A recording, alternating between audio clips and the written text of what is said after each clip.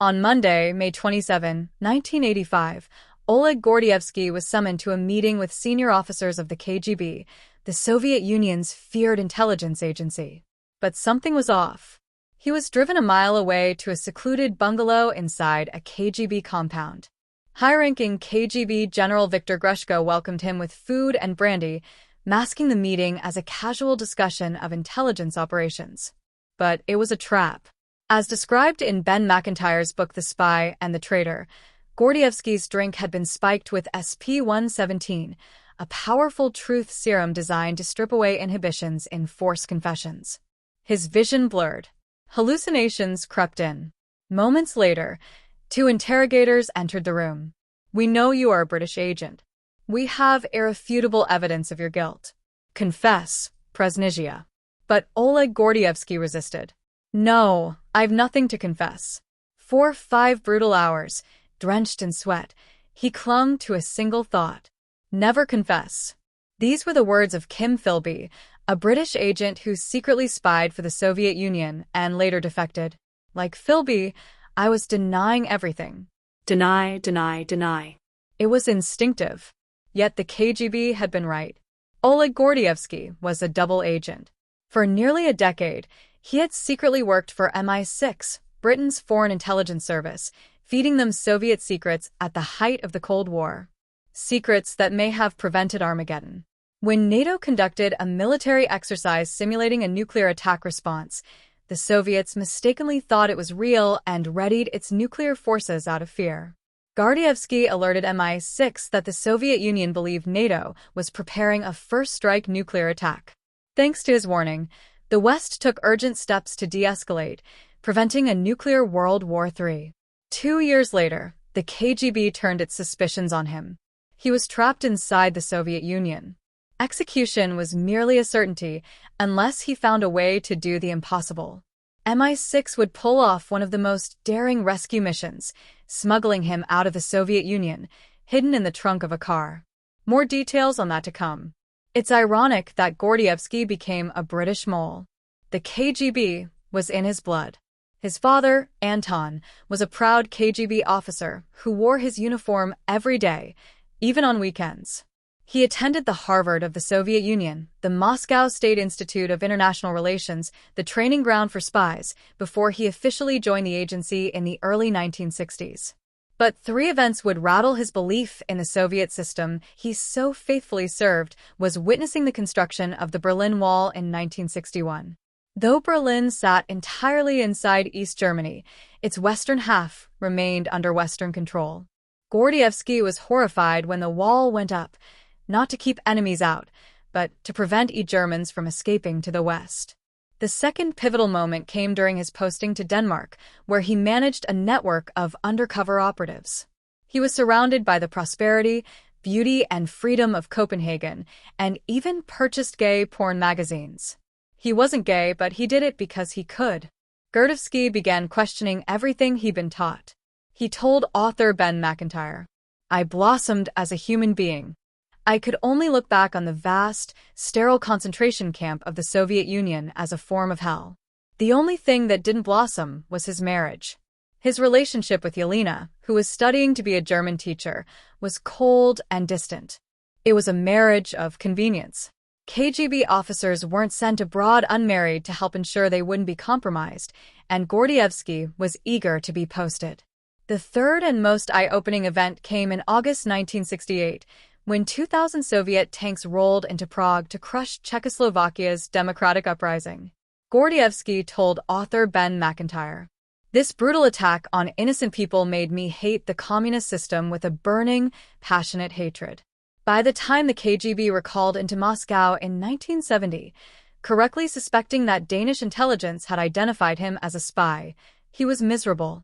He hated being in the drab Soviet capital, which, as McIntyre described, stank of boiled cabbage and blocked drains. After 2 years of bureaucratic work in Moscow, Gordievsky got a lucky break. Denmark had expelled several suspected Soviet spies, and the KGB desperately needed someone fluent in Danish. They sent Gordievsky back to Copenhagen in 1972. Danish intelligence had been monitoring his return and alerted MI6, who suspected he might be disillusioned with the Soviet regime. They sent an old university friend and Soviet spy who defected to the West, Standa Kaplan, to knock unexpectedly on Gordievsky's door. The two met for lunch and reminisced. Gordievsky sensed his friend was trying to gauge whether he could be turned and later recalled. "I needed to be extremely careful. I was walking on the edge of an abyss, sensing he could be turned." MI6 Copenhagen station chief, Richard Bromhead, staked out Gordievsky's badminton club before introducing himself, and they went for lunch. Months later, they met again. This time, Gordievsky left no doubt of his intentions when he said, "No one is aware that I am meeting you." Oleg Gordievsky had turned. Unlike most defectors, he wasn't motivated by money and initially refused to accept payment. As Baroness Margaret Ramsay, a former MI6 case officer, told The Telegraph, he just saw that the Soviet system was a lie. He exposed Soviet spies, including Gunvor Hovik, a Norwegian foreign ministry official blackmailed by the KGB after a wartime affair with a Russian prisoner. She had spied for nearly 30 years. Another was Arne Treholt, a high-ranking Norwegian diplomat who claimed the KGB blackmailed him into spying after obtaining photos of him at an orgy while living this dangerous double life. Gordievsky began an affair with a young, kind-hearted typist named Leila Aliyeva, who worked at the World Health Organization's Copenhagen office. The affair eventually led to the end of his marriage to Yelena. Not long after, the KGB, which strongly disapproved of divorce, were called Gordievsky to Moscow, and he later married Leila. When he was sent back to Moscow, MI6 made the calculated decision to cut off all contact with Gordievsky. Fearing that even the slightest communication might expose him before leaving Copenhagen, Gordievsky made a request to MI6 to quietly prepare an escape plan in case he ever needed to run. The plan was for him to go to a specific bread shop in Moscow on a Tuesday at 7:30 p.m., holding a Safeway shopping bag. An MI6 agent would pass by eating a Mars bar and carrying a green Harrods shopping bag, a signal that the escape was on. Valerie Petit, a 48-year-old MI6 officer with a sharp eye and a strong sense of duty, masterminded the operation, codenamed Pimlico. Gordievsky would make his way from Moscow toward the Finnish border, where he'd hide amongst the bushes, waiting for MI6 officers to pick him up and smuggle him across in the trunk of their car. It was one of the most audacious escape plans in the history of espionage, and eventually it would be put to the test. After 3 years of rebuilding his reputation, projecting a stable family life after the birth of his 2 daughters, the KGB gave him another chance to work overseas. In 1986, he was posted to Britain, the prize he'd been hoping for. He had impressed his superiors by completing a 4-year KGB English course in just 2. MI6 was thrilled and eventually arranged for his direct boss, Igor Titov, to be expelled so Gordievsky could be promoted. He became the head of political intelligence at the KGB's London station and rose to the rank of lieutenant colonel. And what he revealed next changed the course of history. In May 1981, KGB chief Yuri Andropov warned senior officers that the U.S. was preparing for a nuclear strike against the Soviet Union. But it wasn't true. The KGB was paranoid. They had interpreted office lights at night in government buildings as evidence of war planning. Too many cars in Pentagon parking lots meant high-level meetings. A rise in blood donations was seen as stockpiling for war. President Reagan's rhetoric also didn't help. They are the focus of evil in the modern world. Then, in November 1983, NATO conducted a routine military exercise simulating a nuclear escalation scenario called Able Archer. But for the Soviets, it didn't look like practice. It looked real. In response, they loaded bombers with live warheads to prepare for a potential first strike. From the West, the world came terrifyingly close to nuclear war. Gordievsky warned MI6 that the Soviets truly thought NATO was preparing to attack. Prime Minister Margaret Thatcher took Gordievsky's intelligence very seriously. She understood he was offering a window into the Kremlin's mind. She felt something had to be done to urgently defuse the situation.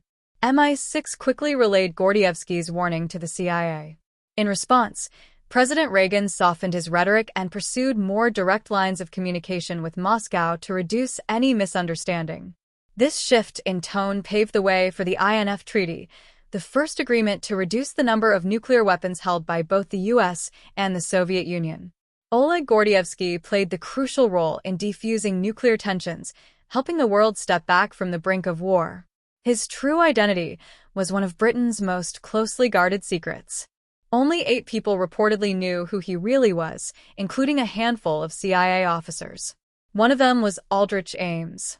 As chief of Soviet counterintelligence at the CIA, Ames was supposed to protect his country against the Soviets, but instead he sold America's secrets to the KGB for millions of dollars.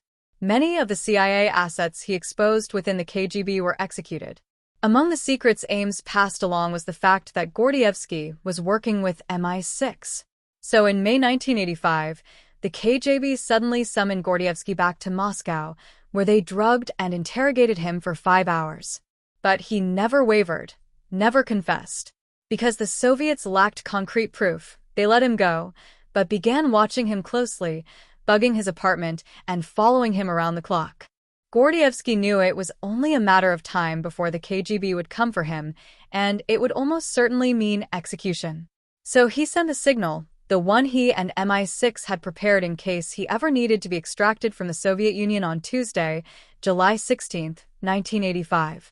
Gordievsky showed up outside the bakery near Kutuzovsky Prospect in Moscow around 7:30 p.m. He waited and waited for an MI6 agent to walk by, casually taking a bite from a Mars bar. But that day's lookout, MI6 agent Arthur G. was late. He scrambled to the scene about 15 minutes behind schedule. Fortunately, Gordievsky was still there as G walked past the bakery, carrying a green Harrods shopping bag. He deliberately took multiple bites out of his chocolate bar, a signal that he had seen Gordievsky. As Ben McIntyre recounts in his thrilling book, to Gordievsky's famished eyes, the man walking toward him, chewing, looked wholly unmistakably British, their eyes locked for less than a second. Gordievsky heard himself silently shouting at the top of his voice. "Yes, it's me."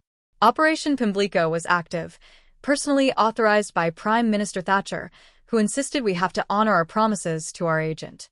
On Friday, July 19, 1985, Gordievsky went for his usual jog and managed to sneak away from the KGB agents trailing him. He took an overnight train to Leningrad, then another to the resort town of Zelenogorsk before boarding a bus bound for kilometer post 836, a remote marker near the town of Vyborg, just 16 miles or 26 kilometers from the Finnish border. He was supposed to hide in the bushes waiting for MI6 to pick him up, but instead he was early and decided to hitchhike into Vyborg for fried chicken and beer, completely losing track of time. Realizing his mistake, he flagged down a passing truck to bring him back to the extraction point and made up an excuse by telling the driver he was meeting a woman in the woods. He hid in the undergrowth and waiting, mosquitoes swarming his face. He thought about leaving his hideout spot and going onto the road, but decided against him, telling himself, "Wait, control yourself." MI6 Moscow Station Chief Roy Ascot, accompanied by his wife Caroline and their baby, as well as Ascot's assistant Arthur G. and his wife Rachel in another vehicle, were on their way to pick him up. Their cover story for the trip was that Rachel had a medical emergency, a severe back pain that required treatment in Finland. The KGB and Soviet police were tailing them. In a calculated move, Ascot deliberately slowed down, forcing the KGB car in front of them to pull ahead. The moment it did, they slipped out of sight. The MI6 convoy quickly veered off the highway at kilometer post 836 and stopped their cars when a filthy, disheveled Gordievsky emerged from the undergrowth. Ascot thought he looked like some forest troll or windman in Grimm's fairy tales. Gordievsky stripped down to his underwear to cope with the heat and climbed into the trunk of Ascot's car, taking the sedative to calm him. The whole process took just 80 seconds. The Mi-16 quickly merged back onto the highway before the KGB and Soviet police had a clue what had happened. The convoy reached the Soviet-Finnish border, but there was one final danger. Sniffer dogs. Rachel opened a bag of cheese and onion chips, dropping some on the ground to distract the German shepherds. When that didn't work, Caroline changed her baby's diaper right over the trunk where Gordievsky was hiding and then dropped the dirty diaper on the ground beside one of the dogs. As McIntyre writes in his book, the dog duly slunk off, offended. The guards didn't find anything suspicious and let them through. Their daring plan, in which they only gave themselves a 20% shot of success, worked. At 3:15 finish time, they crossed the border. Waiting for them in Finland was Veronica Price, the MI6 officer who had helped design the original plan. Gordievsky stepped out of the trunk of the car, bowed, and kissed her hands. Gordievsky was driven to Norway, reaching Hammerfest, before flying to Oslo and then catching another flight to London. Back in Moscow, the KGB was slow to realize what had happened. They detained and interrogated Layla, but she refused to believe that her husband was a British mole. Gordievsky had considered sneaking his wife and daughters out with him, but felt it was too risky and didn't think Layla would agree to defect. 2 years after his escape, a letter from Layla was smuggled out of the Soviet Union by a Finnish truck driver. Her words were raw and heart-wrenching. "Why didn't you tell me? How could you abandon me? What are you doing to rescue us?"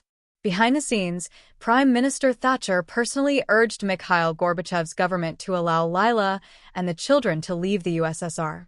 President Reagan also weighed in. He told Gordievsky, "We know you. We appreciate what you've done for the West. Thank you. We remember your family, and will fight for them." After 6 years of separation, they were finally allowed to reunite in Britain just as the Soviet Union was falling apart. But for Layla, the betrayal of being left behind was too deep, and their marriage did not survive. After defecting to the West, Gordievsky briefed world leaders and wrote books about his career.